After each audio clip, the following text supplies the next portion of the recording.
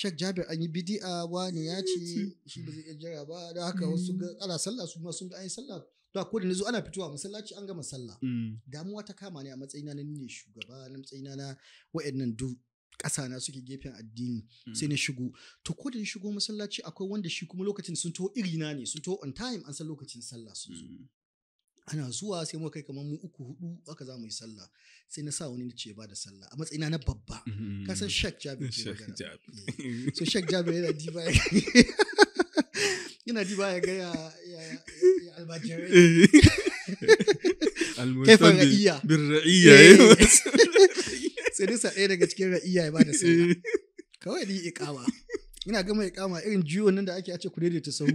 sai jiyo ce shi raka'a biyu zai sai mu ce kasar kake sai ce sauri dai ya wallahi sai ce ga wata kwaba ai wata kwaba sai ga wata za a saki sai sauri kake yace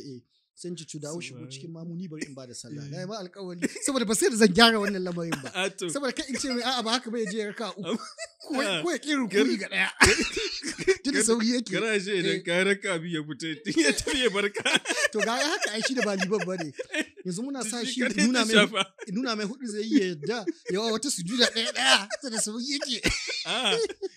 in ya zo ma a cikin rako ya riga ya yi sujada ɗaiɗai shi ne ka gudu ai kai ya rage tun da dai kawai shi